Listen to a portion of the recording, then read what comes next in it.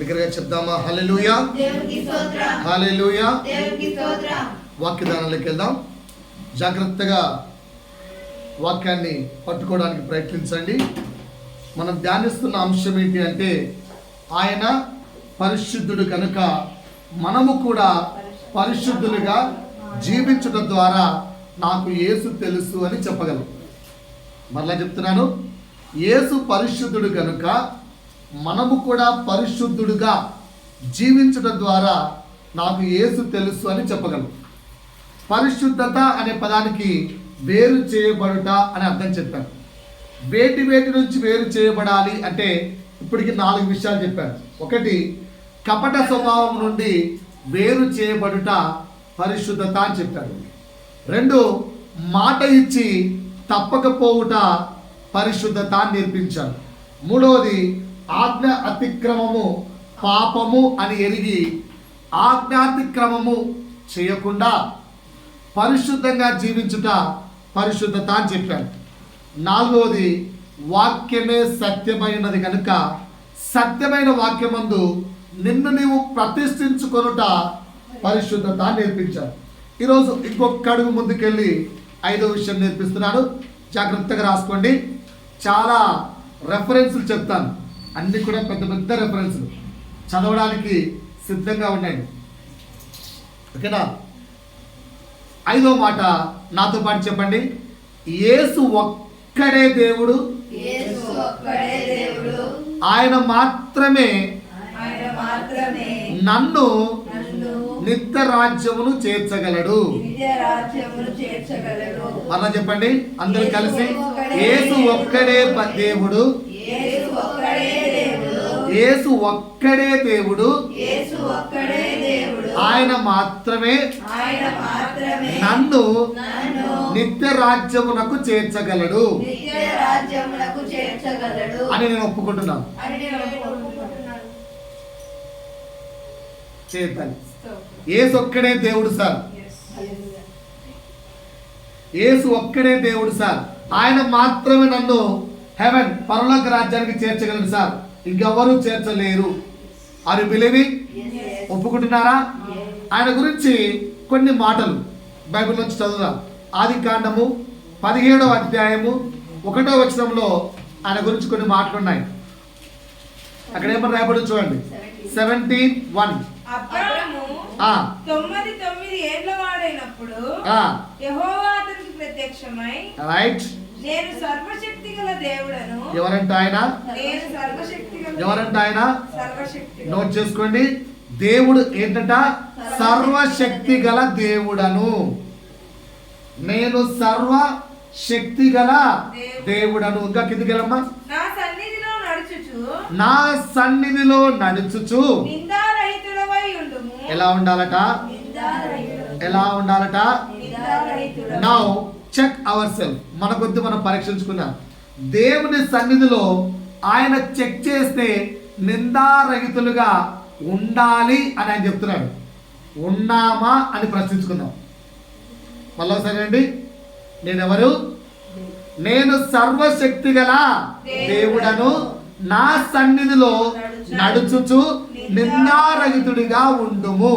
ఇది దేవుడు ఇస్తున్న మాట, దేవుడు చెబుతున్న మాట, మనకు దేవుడు ఇస్తున్న మాట. ఏమని? నిందారహితుడిగా ఉండుము. ఉన్నామా? ఉండాలా ఉండకూడదా? ఉండాలా ఉండకూడదా? ఉన్నామా?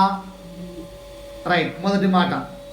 ఇంకా అలాగే నిర్గమాకాండములో దేవుడు మోషేకు తనను తాను ఎలా పరిచయం చేసుకున్నాడో ఒకసారి చూద్దామా? నిర్గమాకాండము 3వ అధ్యాయము 14వ వచనంలో దేవుడు తనను తాను మోషేకు ఎలా పరిచయం చేసుకున్నాడో చూద్దాం. అందుకు దేవుడు నేను ఉన్నవాడను. ఏంటట? నేను ఉన్నవాడను. I am the ever lasting. నేను ఉన్నవాడను, అనువాడనై ఉన్నానని మోషేతో చెప్పాను. ఏమన్నాట దేవుడు? నేను ఉన్నవాడను. సన్నాండి. ఏమన్నాట దేవుడు? అందరు చూస్తున్నారా? దేవుడు ఉన్నవాడట, అనువాడట. ఎందుకు అలా చెప్పుకున్నాడు? ఎందుకు అలా చెప్పుకున్నాడు? ఓకేనా?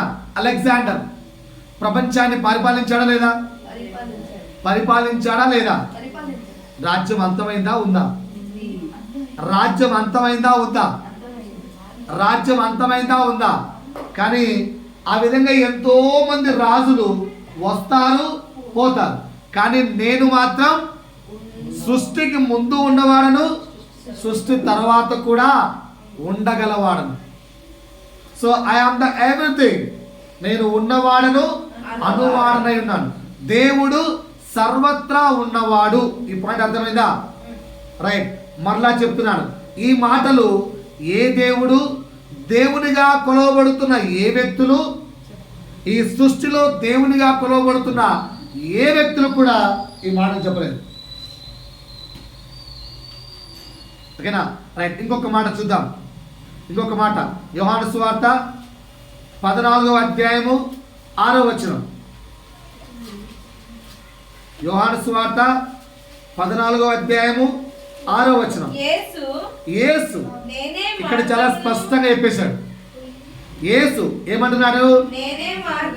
నేనే మార్గమును, సత్యమును, జీవమును.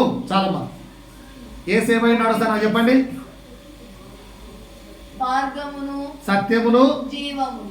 మార్గమును, జీవము. ఎవరైనా ఐ ఆమ్ ద ట్రూత్ అని చెప్పిన వాళ్ళు ఉన్నారా?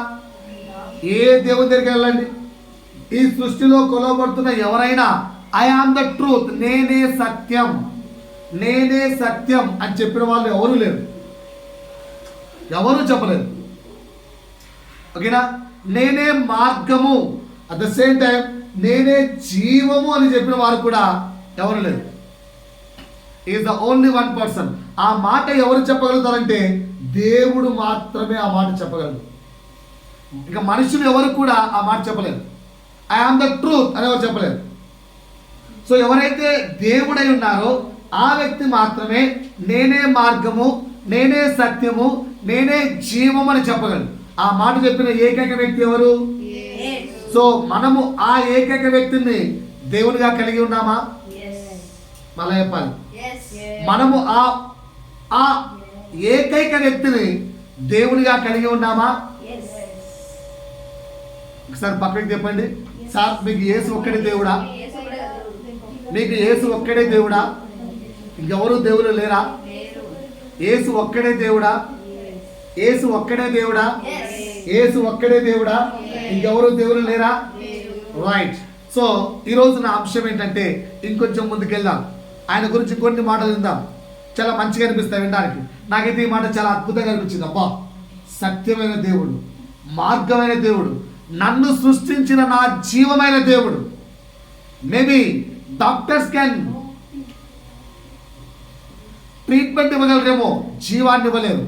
చనిపోయిన వారిని ఎవరు లేపలేరు. ఆ లేపగల ఏకైక వ్యక్తి నా యేసయ్య ఒక్కడే. సృష్టిలో ఎవ్వరు లేరు. చనిపోయిన వ్యక్తిని తిరిగి బ్రతికించగల వ్యక్తి దేవుడు ఒక్కడే. ఆ దేవుడు నా యేసయ్య ఒక్కడే. Point clear. ఇంకొక మాట విందాం. మత్తయి సువార్త 28వ అధ్యాయము 18వ వచనం. అక్కడ యేసయ్య గురించి ఇంకొక మాట రాయబడి ఉంది. అయితే యేసు వారి యొద్దకు వచ్చి యేసు పలుకుతున్న మాట స్వయాన యేసే చెబుతున్న మాట. ఎవరి గురించి చెప్తున్నాడు? ఎవరి గురించి చెప్తున్నాడు? ఆయన గురించి. ఏమని? పరలోకమందును భూమి మీదను ఐ హావ్ ఎవ్రీ రైట్.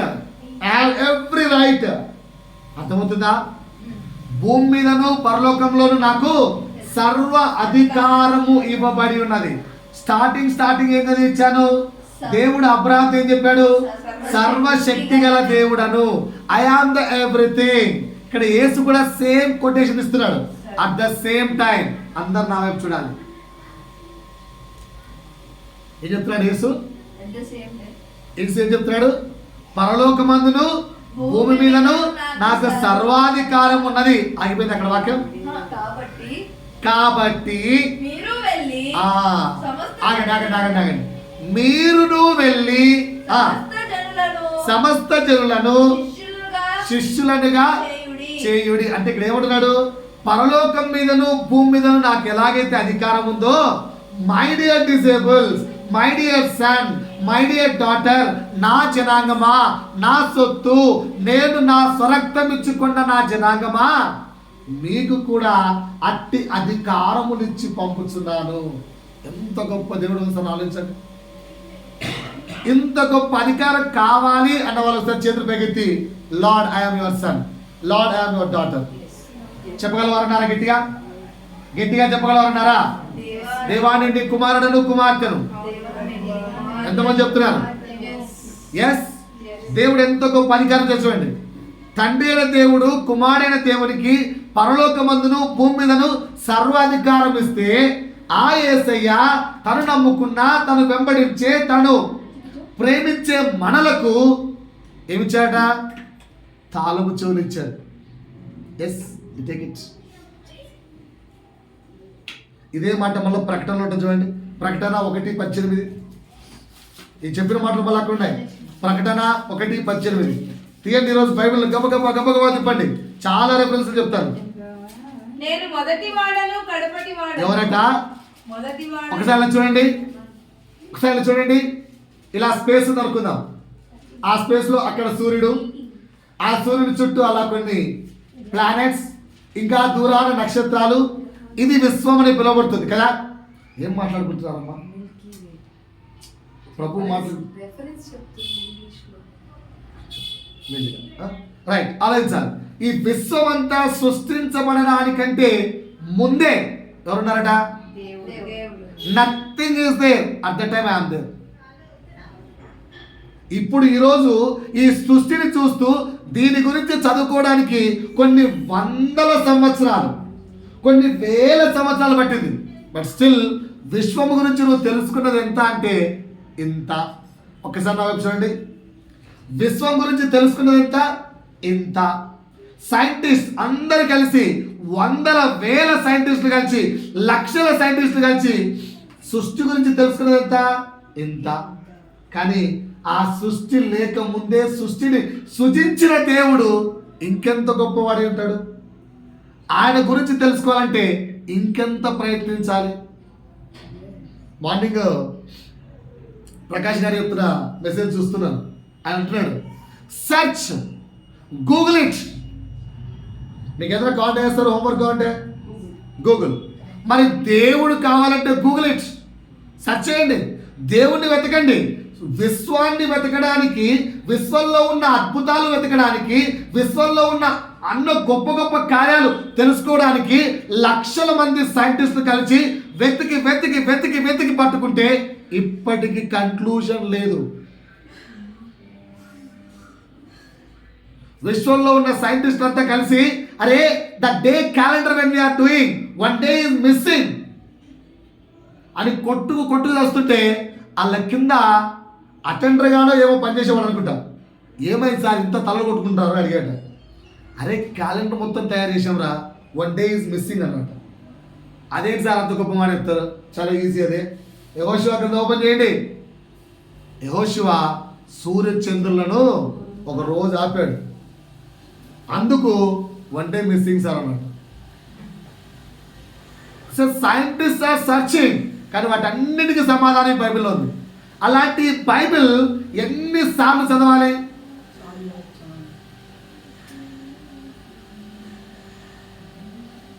కానీ మనం ఎలా ఉన్నాం తెలుసా? నిన్న ఒకసారి వచ్చి నన్ను అడిగాడు, యేసు ఇద్దరు అక్కలు ఒక తమ్ముడు ఉంటాడు, ఆ తమ్ముడు చనిపోతే లేపాడు కదా, ఆ లేపిన వ్యక్తి పేరు ఏంటి అని అడిగాడు. ఒక వ్యక్తి జీసస్ అని చెప్పాడు. ఓకేనా? ఆ వ్యక్తి సార్కి వెళ్ళిపోయాడంట, sir I am the Christian sir, రోజుకు నేను 3 మొత్తం ఇప్పటికి హాఫ్ ఆఫ్ ద బైబిల్ చదివేశాను సార్, నాకు బైబిల్ మొత్తం వచ్చానంట. ఆయన అవునారా అని క్వశ్చన్ అడిగారు.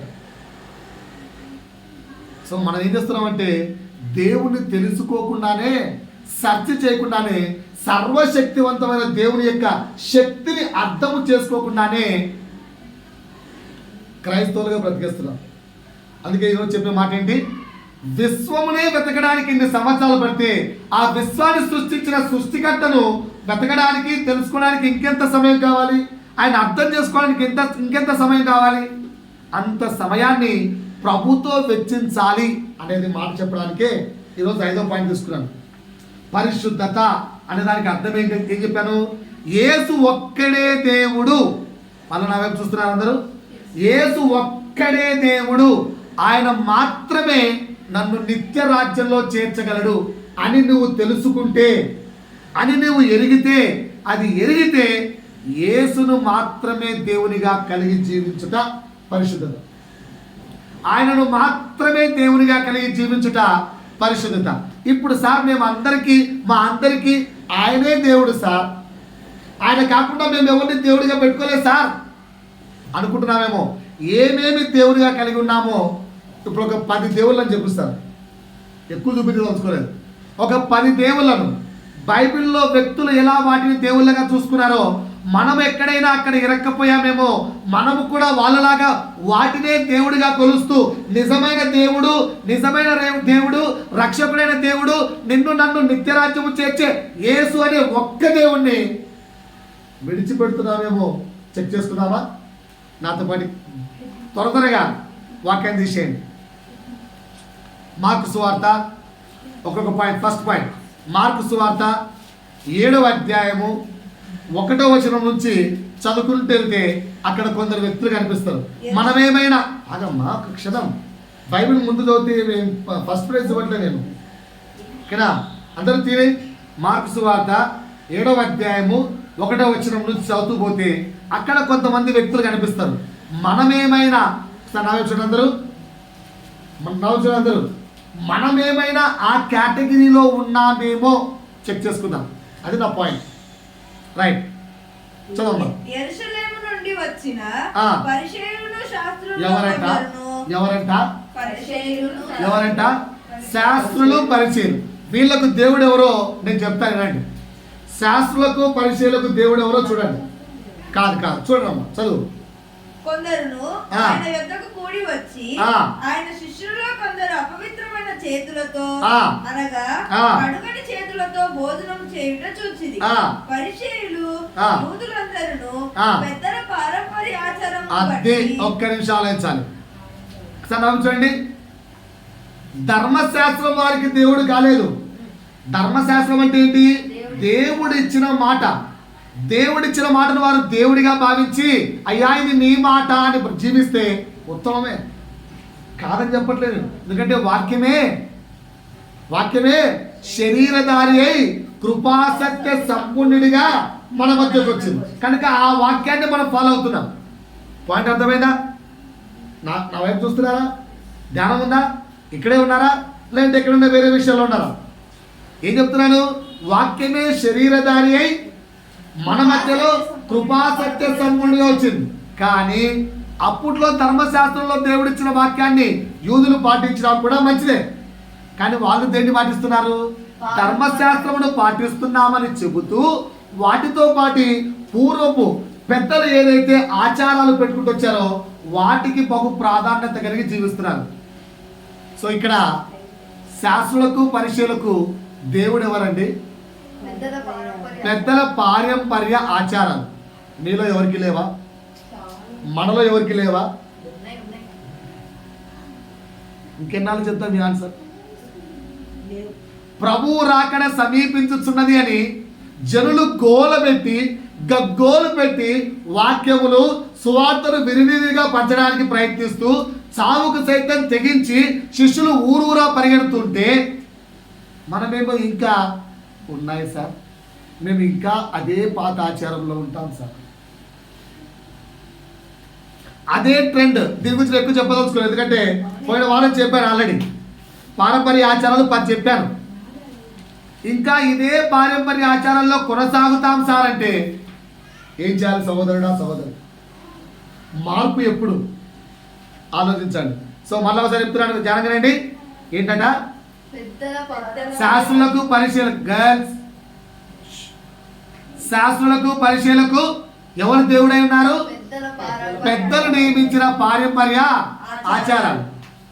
పెళ్లికాడ ఆచారమే, పుట్టినరోజుకి ఆచారమే, దానికి ఆచారమే, దీనికి ఆచారం, అన్ని ఆచారాలు బైబిల్ ప్రకారంగా పాటిస్తున్నామా?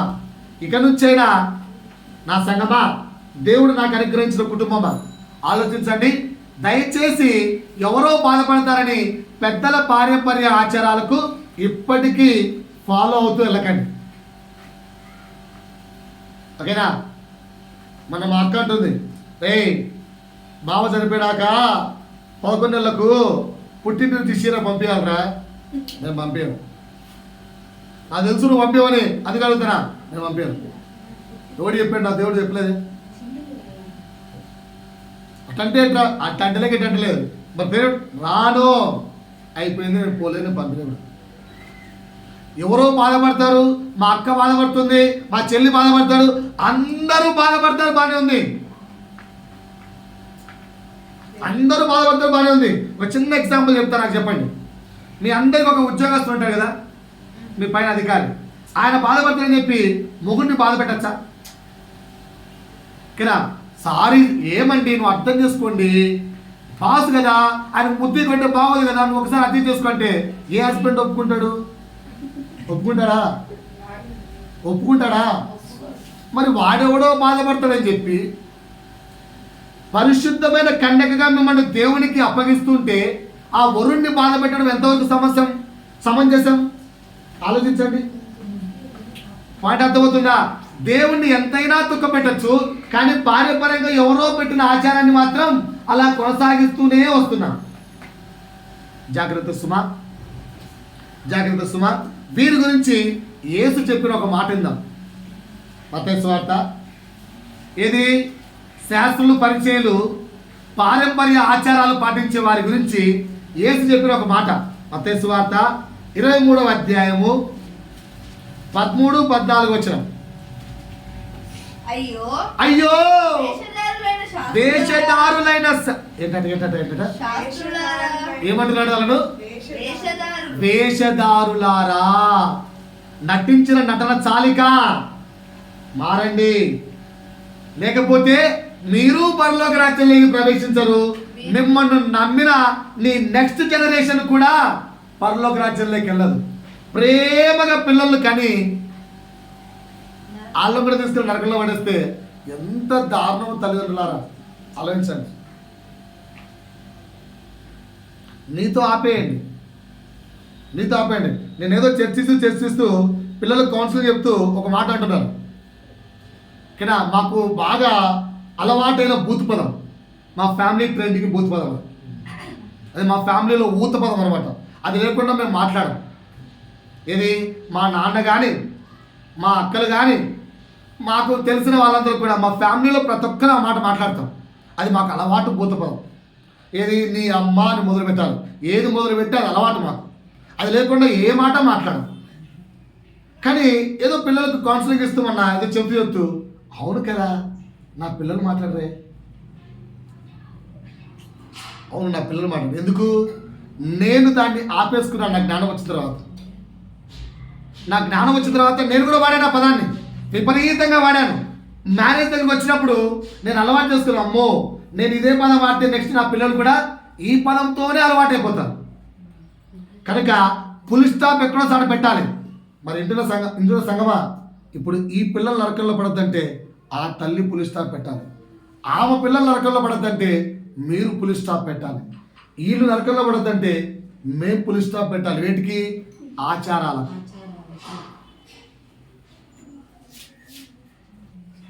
మెచ్యూర్డ్ ఫంక్షన్ ఆచారం, ఈ ఫంక్షన్ ఆచారం, ఓకేనా? అన్ని ఆచారాలే.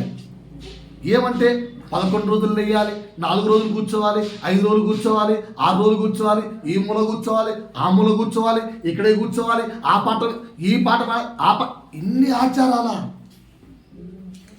అయ్యో దీన్ని ఎప్పుడు ఆపుతారు?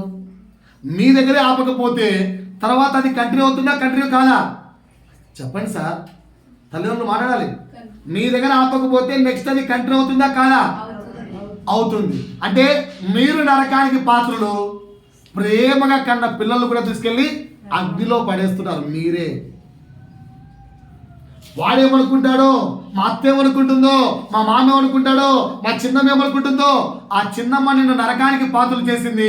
నువ్వైనా మేలుకొని నీ పిల్లలనైనా నరకానికి పాత్రలు కాకుండా పారంపర్య ఆచారాలను దేవుడిగా పెట్టుకోకండి, మారండి. ఇది ప్రభు మాట. అందుకే ప్రభు ఏమంటున్నాడు, అయ్యో వేషధారులారా, మీరు పరలోక రాజ్యానికి వెళ్ళరు, మిమ్మల్ని నమ్ముకున్న వారిని పరలోక రాజ్యం పోకుండా చేస్తున్నారే, ఇంకెందుకమ్మా ఈ క్రైస్తవత్వం. ఇది మాట. సో మొదటి దేవుడు ఎవరు మనకు? మనకు కాదా? ఇన్ని ఎగ్జాంపుల్స్ అందుకే చెప్పాం, మనకు కాదన్నందుకే. లేరా ఇలా మనం? లేమా? ఆలోచించుకోండి. ఇంకా ఎగ్జాంపుల్స్ చెప్పండి, చాలా చెప్తాను. ఓకేనా? ఉన్నాం కనుక మానుకుందాం. 2 లూకాసు వార్త 12వ అధ్యాయము. ఇక్కడ కొందరికి ఇంకొకరు దేవుళ్ళే ఉన్నారు. మొదటి దేవుడు ఎవరండి? పారంపర్య ఆచారాలు. దేవుడిగా వద్దు, తీసేయండి. రెండవ దేవుడు లూకాసు వార్త 12వ అధ్యాయం 16 నుంచి 21 వరకు. మరియు ఆయన వారితో ఈ ఉపమానము చెప్పాను. ఒక ధనవంతుని భూమి సమృద్ధిగా పండెను. అప్పుడు అతడు, నా పంట సమకూర్చుకొనుటకు నాకు స్థలము చాలదు గనుక నేనేమి చేతునని తనలో తాను ఆలోచించుకొని, నేను ఇలాగు చేతును, నా కొట్లు విప్పి నాకంటే గొప్ప వాటికంటే గొప్ప వాటిని కట్టించి అందులో నా ధాన్యమంతటిని కూర్చుకొని ఆస్తిని సమకూర్చుకొని చెప్పే డైలాగ్ ఏంటంటే, ఇప్పుడు ఎవరితో? ఇప్పుడు ఈ వ్యక్తికి దేవుడు ఎవరు? ఈ వ్యక్తికి దేవుడు ఎవరు? ఈ వ్యక్తి లాంటి వాళ్ళు మనం లేమా? మనలో ఈ వ్యక్తి లాంటి వ్యక్తి లోపల లేడా? కాదు. అది రెండో చెప్తాను. మనలో కూడా ఈ వ్యక్తి లాంటి ఇన్నర్ క్యారెక్టర్స్ ఇంకా లేవా? ఉన్నాయి, లేవా? ప్రాణం మీద తీపి, ప్రాణం మీద ఆశ, ప్రాణం మీద తీపి. పరుగులెత్తట్లేదా? వీరి గురించి అంటే ఇక్కడ ఈ వ్యక్తి నుంచి ఏం చెప్తారంటే, కొందరికి వారి ప్రాణము దేవుడై ఉన్నాడు, ప్రాణం మీద ఆశ దేవుడై ఉన్నాడు. గమనిస్తున్నారా? వారి గురించి దేవుడు చెప్తున్న మాట వినండి ఒకసారి. మార్కు సువార్త 8వ అధ్యాయము 34 నుంచి. అంతటా ఆయన తన శిష్యులను జనసమూహమును తన యొద్దకు పిలిచి, నన్ను వెంబడింపగోరువాడు తన్ను తాను ఉపేక్షించుకొని తన సిలువనెత్తుకొని నన్ను వెంబడింపవలెను. ఎలా వెంబడించాలట? తన్ను తాను ఉపేక్షించుకొని తన సిలువనెత్తుకొని నన్ను వెంబడించవలెను. ఇంకా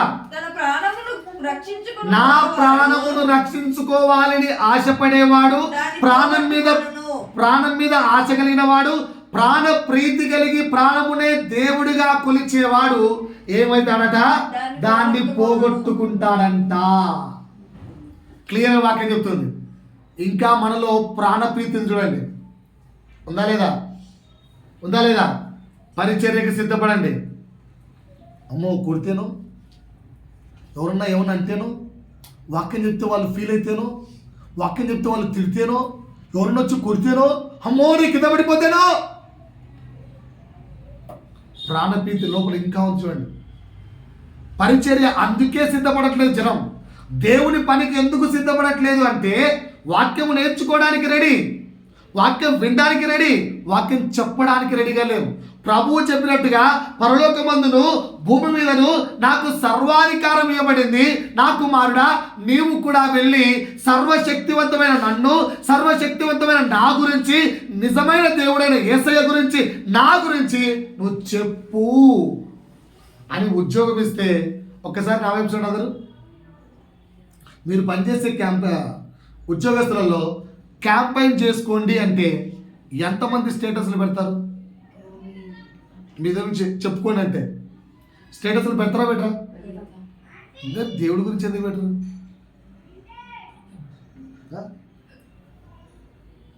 దేవుని పని ఎందుకు చేయరు? ఒక్కరోజు ఒక్క మాట, ఒక పలుకు, ఒక మాట, వ్యక్తిని ప్రశ్నించేలా చేసే మాట, ఒక దేవుని మాట పెట్టలేరా? నీ స్టేటస్లో 24/7 నీకు సంబంధించిన, నీ ఫ్యామిలీకి సంబంధించిన, నీ ఉద్యోగానికి సంబంధించిన ఏదో ఉంది, కానీ ఆ పని చేస్తున్నా కానీ ప్రభు పని ఎందుకు ఎట్లా తెలుసా? ప్రాణప్రీతి. వాడేమనుకుంటాడో, అమ్మో వాళ్ళు ఏమన్నా అంటేనో, వాళ్ళు కొడితేనో, వాళ్ళు తిడితేనో, వాళ్ళు కొట్టకుండా తిట్టకుంటే లైఫ్ లాంగ్ బతికేస్తావా? ప్రాణం ఇప్పుడు పోదా? దాని గురించి యేసు ఇంకొక మాట అన్నాడు చూడండి. అయ్యా, ప్రాణం మీద ప్రీతితో బ్రతుకుతున్నావేమో, దాన్ని పోగొట్టుకుంటావు, కానీ ఎవరికి భయపడాలి నువ్వు? లూకా సువార్త 12వ అధ్యాయం 4వ వచనం. లూకా సువార్త 12వ అధ్యాయం 4వ వచనం. ఎంత మంచి మాట దేవుడండి కదా. మిగతా వాళ్ళు ఏమన్నా నోటుతో గాలిడి మాట చెప్తారేమో, హే వి ఆల్ ఆర్ టుగెదర్ అంటారేమో, కానీ దేవుడు స్పష్టంగా అంటున్నాడు, మాట తప్పని దేవుడు. నా స్నేహితుడా, నీతో నేను చెప్తున్న మాట ఏంటో తెలుసా? దేహమును చంపిన తరువాత ఇంకా ఎవరికి మీరు భయపడవలెనో మీకు తెలియజేయుదును. మిమ్మల్ని చంపిన తరువాత కూడా నరకములో పడదోయే శక్తి గల సర్వశక్తివంతమైన దేవునికి మాత్రమే భయపడండి, ఇంకెవరికి భయపడకండి. కానీ మనం ఏం చేస్తున్నాం? ప్రాణం మీద ఉన్న ప్రీతితో దేవునికి తప్ప అందరికీ భయపడుతున్నాం. ఎస్సా నోవా అంటే మనలో కూడా ఈ ప్రాణప్రీతి అనే దేవుడు విగ్రహములాగా ఉన్నాడా లేదా? ఇప్పుడు చెప్పండి నాకు, వాట్ ఈస్ అవర్ టాపిక్? పరిశుద్ధత అంటే ఏంటి? యేసు ఒక్కడే దేవుడు అని ఎరిగి యేసును మాత్రమే దేవునిగా కలిగి ఉండుట పరిశుద్ధత. మనం ఈ దేన్ని దేవునిగా కలిగి ఉన్నాం? ప్రాయశ్చిత్తమును పారంపర్య ఆచారాలను దేవుడిగా లోపల అక్కడక్కడ కలిగి ఉన్నాం. ఇంకా ప్రాణం మీద ప్రీతిని దేవుడిగా కలిగి ఉన్నాం. ఇంకొకసారి కొంచెం ముందుకెళ్దాం. లూకా సువార్త 17వ అధ్యాయం 3వ పాయింట్.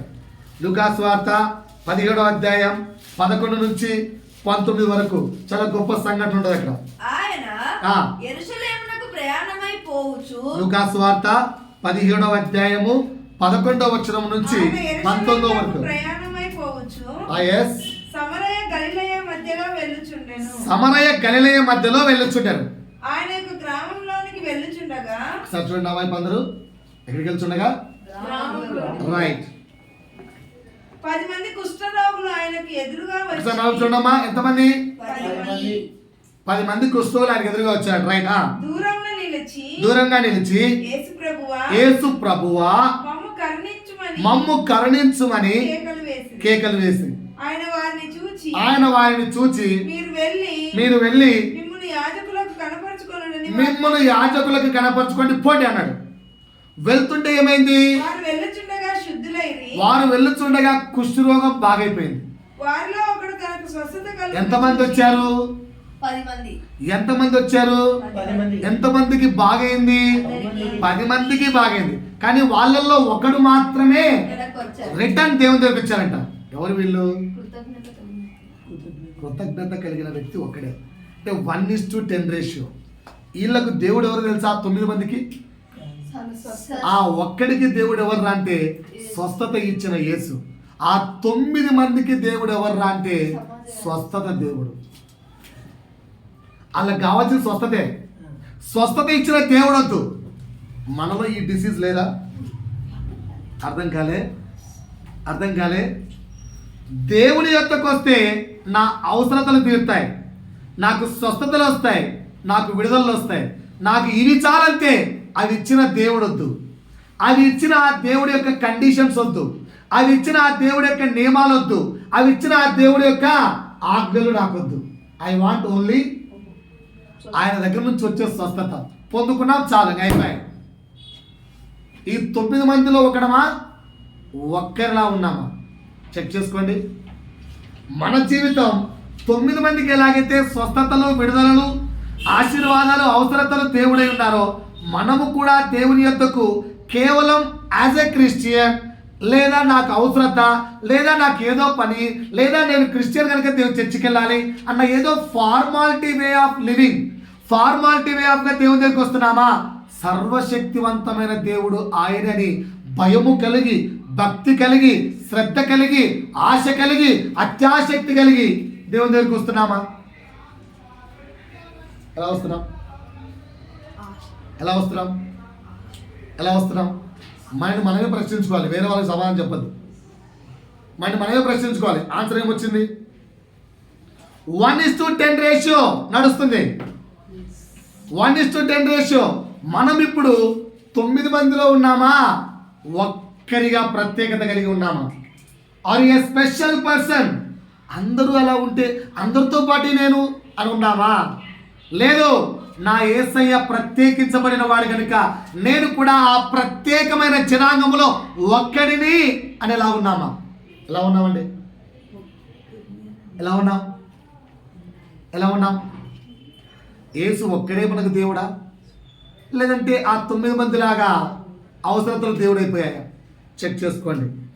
4 ఏంటి? 4 యోహాను సువార్త 6వ అధ్యాయము. ఇవన్నీ యేసు చెప్పిన మాటలు చదివిస్తున్నాం మనం, కొత్త ఏం చదివట్లేదు. యోహాను సువార్త 6వ అధ్యాయము 22వ వచనం. మరనాడు సముద్రపు టద్దరిని నిలిచి ఉన్న జనసమూహము వచ్చి చూడగా ఒక చిన్న దోణి తప్ప అక్కడ మరి ఒకటి లేదనియు. చిన్న దోణి తప్ప అక్కడ యేసు లేడు. యేసు తన శిష్యులతో కూడా దోణి ఎక్కలేదు గాని ఆయన శిష్యులు మాత్రమే వెళ్ళిరనియు తెలుసుకొనిది. అయితే ప్రభువు ఒక్క నిమిషం. ఎంత మంచి ఆసక్తి గల ప్రజలు చూసారా? యేసు గురించి ఎంత మంచి ఇన్ఫర్మేషన్ కనుకుంటున్నారు. అరే, ఇటు యేసు వచ్చాడు, నిన్న ఉన్నాడు కదా, మరి ఈరోజు ఎక్కడికి పోయాడు? వెళ్ళాడా? ఏమన్నా వెళ్ళలేదా? శిష్యులు ఒక్కరే వెళ్ళారా? మరి యేసేడి? ఆయన ఎక్కడికి వెళ్ళాడు? అమ్మో, అక్కడికి వెళ్ళాడా? మొత్తం కూపి లాగుతున్నారు. మనం అలా ఉన్నామా? యేసును వెతుక్కుంటున్నారు. మనము యేసు గురించి మనకి ఏమొద్దు. లేచామా, తిన్నామా, వెళ్ళామా, మళ్ళా వచ్చామా, మళ్ళా తిన్నామా, పడుకున్నామా, డే ఎండ్ అంతే. కానీ ఇక్కడ జనాంగాలు చూడండి, యేసును వెతుక్కుంటున్నారు. పోతే ఆ ఎతుకులాట ఎందుకో కిందికి వెళ్ళండి, కనిపిస్తుంది. రైట్. అయితే ప్రభువు కృతజ్ఞతాస్తుతులు చెల్లించినప్పుడు వారు రొట్టె భుజించిన చోటునకు దగ్గరనున్న తిబెరియా నుండి వేరే చిన్న దోణలు వచ్చాను. కాబట్టి యేసును ఆయన శిష్యులను అక్కడ లేకపోవుట జనసమూహము చూచినప్పుడు వాట్ ఏ ప్లానింగ్. యేసును శిష్యులు అక్కడ లేరని జనసమూహం తెలుసుకొని వారు చిన్న దోణులకి యేసును వెతుకుచు కపెర్నహూమునకు వచ్చింది. ఇంత మంచి క్వాలిటీస్ అండి. యేసును వెతుకుతున్నారట. యేసును వెతుకుతూ ఎక్కడికి వెళ్ళారు? కపెర్నహూమునకు వెళ్ళిరి. సముద్రపు టద్దరిన ఆయనను కనుగొని మొత్తానికి ఫైనల్ గా ఏంటి? ఫైనల్ గా యేసు దొరికాడు. పాపం కనుక్కున్నారు. రైట్. బోధకుడా ఎప్పుడు ఇక్కడికి వచ్చితివని ఎప్పుడు వచ్చావు ఇక్కడికి? నీకోసం వెతికి అల్లాడుతున్నాము. యేసు అంటున్నాడు, మీరు సూచనలను చూచుట వలన కాదు బాబు, సూచనలు చూచడం వల్ల మీరు నా దగ్గర రాలేదు, కానీ తిండి కోసం నా దగ్గరకు వచ్చారు. ఎందుకు వచ్చారు? సో వీళ్ళకి దేవుడు ఎవరు? యేసా? వీళ్ళకి దేవుడు ఎవరు? యేసా? నాకు ఇప్పుడు ఒక ఫ్యామిలీ గుర్తుంది. చర్చికి రమ్మమ్మా అంటే లేదు పాస్టర్, మేము ముందెళ్ళే చర్చిలో మమ్మల్ని గుర్తించలే. పాతకాలం నుంచి ఉన్న వ్యక్తులం మేము సంఘంలో. స్టార్టింగ్ 5-10 మంది ఉన్నప్పటి నుంచి ఆ సంఘానికి వెళ్తున్నాం. ఇప్పుడు ఏదో 1000 మంది వచ్చారని చెప్పి మమ్మల్ని గుర్తించరా, అందుకే ఆ చర్చి మానేశాం. సరే మానేసావుగా, మరి ఇంకా చర్చికి వచ్చి వద్దు, సతీష్ కుమార్ చర్చికి వెళ్తున్నాం. సరే మంచిది, వెళ్ళండి. ఓకేనా? అంత దూరం ఎందుకు ఇక్కడ నుంచి అని అడిగాను. అయితే అట్లా అయింది. కాటిచ్చారు, మాకు ఫుడ్ పెడతారు. ఏం పెడతారు? ఓరి ఫుడ్ కోసం వెళ్తారా? కార్డు ఫుడ్ కోసం వెళ్తున్నాడు. అట్ట కాదు మాస్టర్, మనం మీరు అట్లా ఫుడ్ కోసం వెళ్ళట్లే. ఓకేనా? అటుకి వెళ్తే ఫ్రీగా ట్రీట్మెంట్ కూడా చేస్తారట. ఆహా, మంచిది. అంటే ఈ వ్యక్తి ధ్యానం ఎక్కడుంది? వాక్యం మీద, ఫుడ్ మీద, ట్రీట్మెంట్ మీద, ధ్యానం మీద? ఎక్కడ ఆ వ్యక్తి ధ్యానం ఏంటి? ఇంతసేపు ఉన్న ఫుడ్. ఓకేనా? మా చర్చికి మేము పాత నేను వెళ్ళేటప్పుడు చర్చికి మొదటి వారం, అంటే ఇప్పుడు మనం వచ్చాం కదా, నెలలో మొదటి వారం ఉంటుంది. నెలలో మొదటి వారం మాత్రం ఫుల్ నిండిపోయేది మా చర్చి, ఫుల్ నిండిపోయేది. కంపల్సరీ 2-3 కొత్త కుటుంబాలు వచ్చేవి. ఏంటప్పా అనుకుంటే ఎక్కడికి వెళ్ళా మా పాస్టర్ ఒకటి చెప్పాడు, చర్చికి రండి ఫుడ్ ఉంది. ఏముంది? చర్చికి రండి ఫుడ్ ఉంది. పాస్టర్ అంటే ఏ ఫుడ్ చెప్తా అంటే, నువ్వు గమ్ముడు ఈ సౌత్ వాళ్ళు తెలుగు వాళ్ళు తిండంటే పడి చచ్చిపోతారు. నిజమే కదా మరి. అన్నిటి వాళ్ళు తిన్నప్పుడు వచ్చాను, తినలేప్పుడు రాదు. ఆయన చెప్పిన మాట కరెక్టే. మరి ఆయన నార్తోడైనా కూడా అని చెప్పిన విషయం కరెక్టే. మరి ఆయన ఏమన్నాడు, సౌత్లో గానా కానేకెళ్ళియే పీనేకెళ్ళియే అప్పో చచ్చిపోతారంతే. అందుకే ఎప్పుడు ఇంట్లో డిసెంబర్ మంత్ మొత్తం ఇంట్లో ప్రేయర్లు ఉంటాయి. అంతా మొత్తం ఒక 10 కుటుంబాలు ఉంటే ఒక కుటుంబంలో ప్రేయర్ పెడతారు. ఇంకా కొత్త కొత్త కుటుంబాల్లో కూడా ప్రేయర్. ప్రతి ఫ్యామిలీలో చికెన్తో సహా ఫుడ్ ఉంటుంది మినిమం. ఏ ఫ్యామిలీ మిస్ కాదు మ్యాక్సిమం. అన్ని కుటుంబాల్లో చికెన్తో సహా పెడతారు. ఏంటంటే చెప్పడమే లేపుతారు, ఈరోజు అక్కడ ప్రేయర్ ఉంది, రాత్రి చికెన్ ఉంది. ఏముంది? ప్రేయర్ ఉంది, రాత్రి చికెన్ ఉంది. ఏంట్రా అంటే నిజమే, మరి అది అబద్ధం కాదు. మొక్కలు ఎంత ప్రీతి అంటే పాస్టర్కు కొసరే చట్టరు. ఏంటంటే పాస్టర్ ఇస్తే బ్లెస్సింగ్. అబ్బో ఎవరు చెప్పాడో అంటే తిండికి దేవుడు వెంబడిస్తున్నాము, తిండికి. సో వీళ్ళందరికీ దేవుడు ఎవరు? తిండి. సో మనలో కూడా ఎక్కడైనా అది ఉందేమో చూసుకోండి. అందుకే చెప్పాను, ఈ సంవత్సరము ఇంట్లో ప్రేయర్ ఉంటే నో ఫుడ్. ముందే చెప్తున్నాను, ఫుడ్లో ఏం లేదు. ఓన్లీ పాస్టర్ ఫుడ్ తింటే బ్లెస్సింగ్ వస్తుంది. మళ్ళీ ఎప్పుడైనా పిలిచిపెట్టండి కావాలంటే, పాస్టర్కి ఫుడ్ పెట్టాలనుకుంటే. స్పెషల్గా సార్ ఎవరు మా బర్త్డే సార్ వచ్చి ప్రేయర్ చేయండి సార్ అని ఫుడ్ పెట్టిన ప్లేట్ తింటాం, కష్టం లేదు. అంతేగాని కృతజ్ఞత ప్రార్థన పెట్టుకొని ఫుడ్లోకి ఇట్లా వద్దు. Logic okay. తిండి దేవుడిగా పెట్టుకోకండి, ఇది నా మాట. ఎందుకు అలా తిండిని దేవుడిగా కొలిచిన వారు ఏమైపోయారో చదవండి ఒకసారి. కీర్తనలు 78 27 నుంచి 31. 78 78 27 to 31. Psalms 78. అంతకంటే ముందే చదవండి. 18 చదవమ్మా. 18, 19, 20. ఏంటట? వారు తమ ఆశ. ఒక్కసారి నా వైపు చూడండి. అడవిలో ఫుడ్ లేక అల్లాడుతుంటే 30 లక్షల జనాంగానికి ఆకాశము నుంచి మొన్న ఒకసారి ఇమాజిన్ చేసుకోండి.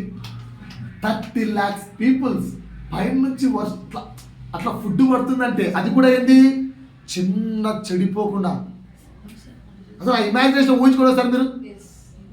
30 లక్షల జనాంగానికి ఆకాశం నుంచి మన్నాను కురిపిస్తే, పరలోకపు ఆహారాన్ని కురిపిస్తే వీళ్ళేమడిగారు? బుద్ధులు మానవే, మా దేవుడు చికెనీడా అడిగారు. అక్కడ చూడండి, చదవండి. కాదమ్మా 18 నుంచి చదువు.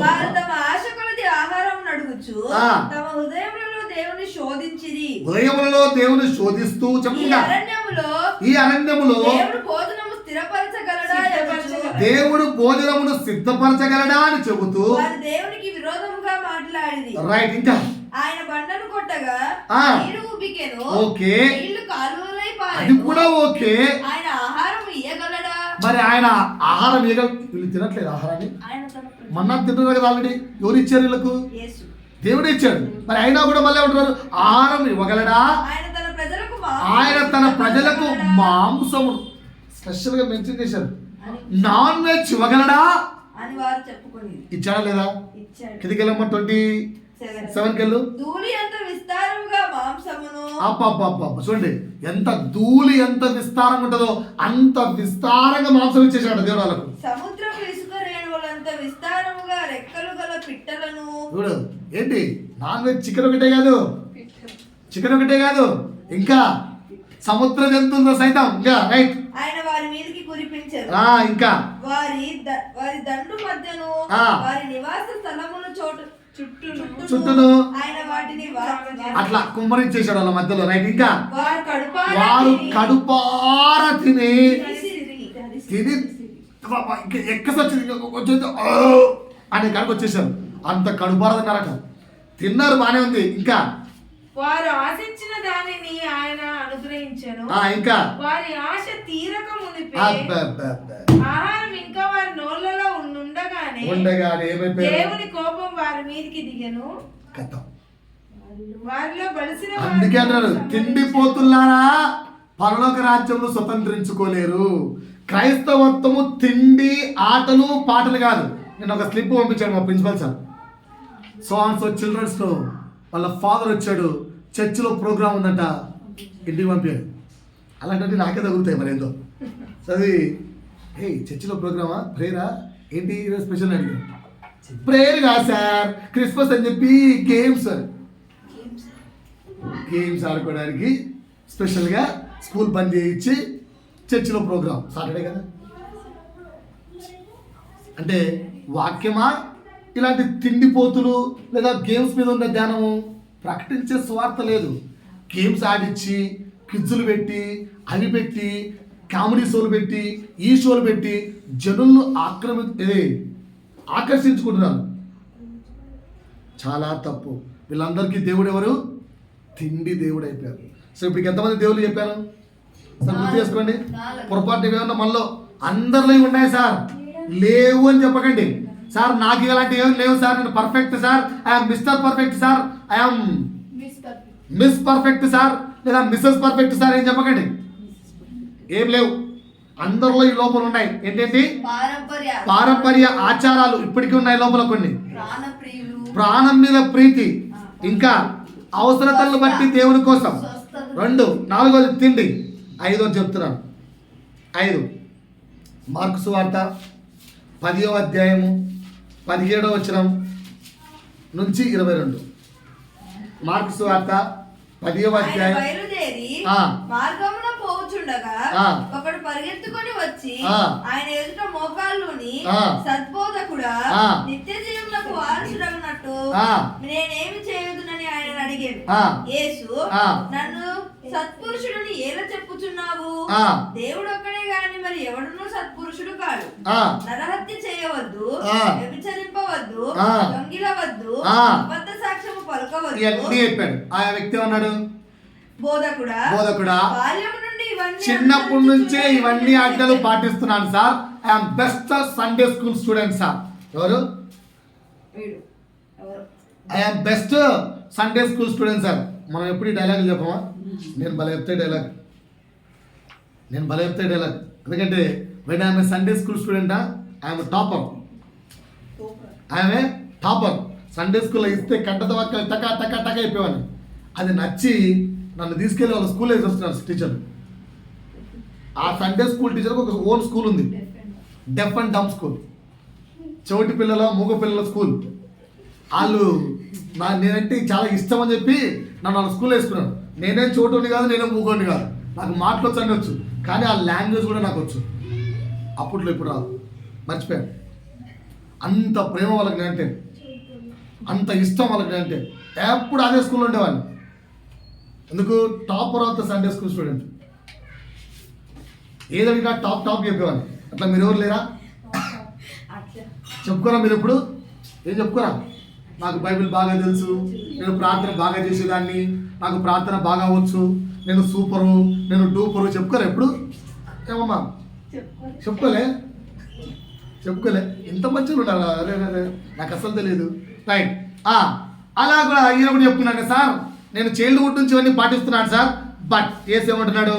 యేసు అతనిని చూచి అతన్ని అలాంటి వాళ్ళని కూడా ప్రేమిస్తారా? ఆయన దేవుడు మంచివాడు. అలాంటి వాళ్ళని కూడా ప్రేమించి బాబు నీకు ఒకటి కొదవగా ఉందమ్మా, నీవు వెళ్ళి నీకు కలిగినవన్నీ అన్ని ఎవరికి ఇవ్వాలి? ఇప్పుడు చెప్పండి, మళ్ళీ ఇది కుదరలేదా? ఏది? అప్పుడు ఆ వ్యక్తి అన్నాడు, అందుకు ఆ వ్యక్తి వ్యసన పడుచు లాస్ట్ వచ్చిందమ్మా. ఆ మాటకు ముఖము చిన్నపుచ్చుకొని అదే కాన్సెప్ట్ లూకాలోకి వెళ్తే వ్యసన పడి ఉంటారు. దుఃఖపడుతూ వెళ్ళాను. ఎందుకు వెళ్ళాడు దుఃఖపడుతూ? ఆ వ్యక్తికి దేవుడు ఎవరు? ఓకేనా? చిన్న ఎగ్జాంపుల్ చెప్తాను. ప్రస్తుతం నాతో పాటు కాంటాక్ట్ అట్లే పెట్టుకోండి. యోహాను సువార్త దగ్గర రండి.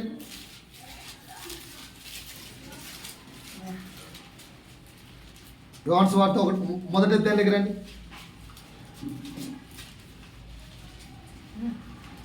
యోహాను సువార్త సారీ మత్తయి అనుకుంటా. మత్తయి సువార్త మొదటి అధ్యాయం తీసారా? మత్తయి సువార్త మొదటి అధ్యాయం తీసారా? అక్కడ యేసు వాళ్ళని పిలుస్తాడండి శిష్యులు.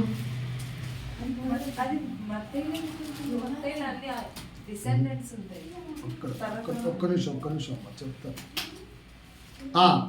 మత్తయి సువార్త 4వ అధ్యాయము 18 నుంచి. యేసు గలిలయ సముద్ర తీరమున నడుచుచుండగా పేతురునబడిన సీమోను అతని సహోదరుడైన అంద్రయాను ఇద్దరు సహోదరులు సముద్రములో వల వేయుట చూచెను. వారు జాలరులు. ఆయన నా వెంబడి రండి ఏమన్నాడు? నా వెంబడి రండి. ఒక్క నిమిషం నా వైపు చూడండి. ఇక్కడేమో ఈ వ్యక్తి పరిగెత్తుకుంటూ వచ్చాడంట దేశ దగ్గరికి. వచ్చి సార్ నేను మిమ్మల్ని ఫాలో కావచ్చా అని అడిగాడు. అర్థమవుతుందా? నేను మిమ్మల్ని ఫాలో కావచ్చా సార్? ఇప్పుడు ఫాలో కమ్మని యేసు చెప్పాడా? కానీ ఈ వ్యక్తి అందుకు ఈ వ్యక్తి వచ్చాడు కదా. ఇక్కడ పేతురు యోహాను నేను వెనకబడి వస్తా అన్నాడా? అనకపోతే యేసే పిలిచాడు.